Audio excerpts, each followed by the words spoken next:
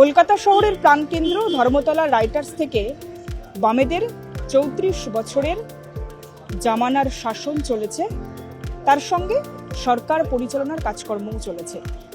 ২০১১ সালে ঐতিহাসিক পট পরিবর্তন,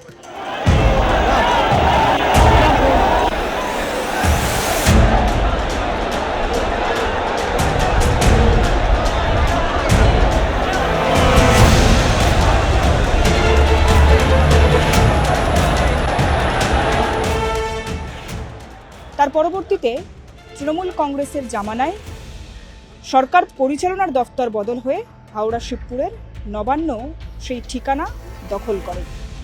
যদিও মুখ্যমন্ত্রী হিসেবে শপথ গ্রহণের দিন সাধারণ মানুষের ঢল যেখানে পৌঁছায়, মমতা বন্দ্যোপাধ্যায়ের সঙ্গে সেই ঠিকানাটা ছিল রাইটার্স। 2026-এর বিধানসভা নির্বাচনে আবারও একটা ঐতিহাসিক পট পরিবর্তন। বাংলার রাজনৈতিক ইতিহাসে অবশ্যই দাগ কাটার মতো, বাংলার রাজনৈতিক ইতিহাসে পালা বদলের ইতিহাসে অবশ্যই বিজেপির এই জয়লাভ, সেটি রাজনৈতিকভাবে গুরুত্বপূর্ণ।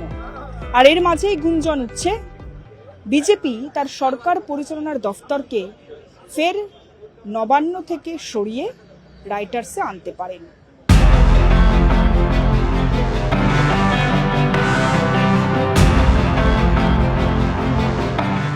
চব্বিশের নির্বাচনের পর বঙ্গ বিজেপি নেতৃত্ব এবং কেন্দ্রীয় বিজেপি নেতৃত্ব তারা আদাজল খেয়ে লেগে পড়েছিলেন এ রাজ্যে 26-এর নির্বাচনে পালা বদলের লক্ষ্যে।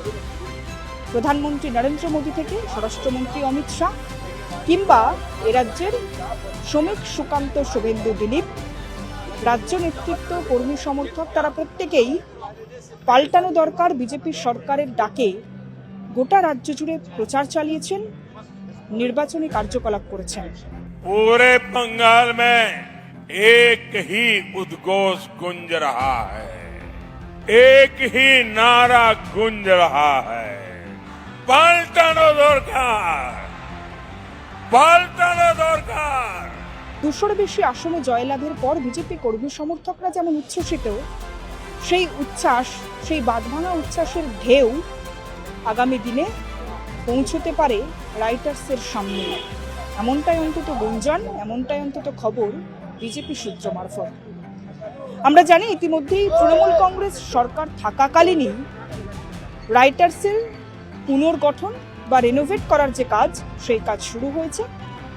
তবে সেই কাজে আরও গতি আনতে বর্তমানে বিজেপি নেতৃত্ব কতখানি ইনিশিয়েটিভ গ্রহণ করেন, কতখানি পদক্ষেপ গ্রহণ করেন, সেটা যেমন দেখার, ঠিক তেমনি রাইটার্স থেকে বিজেপি তার সরকার পরিচালনার ক্ষেত্রে যে ডাক বারংবার দিয়েছে, সে খোলা মঞ্চের জনসভা হোক কিংবা সাংবাদিক সম্মেলনে রাজ্য সভাপতি থেকে বিরোধী দলনেতা বা রাজ্যের একাধিক শীর্ষস্থানীয় নেতৃত্ব, সেই ডাককে কতখানি তারা বাস্তবায়িত করতে পারেন, সেটাই এখন দেখার।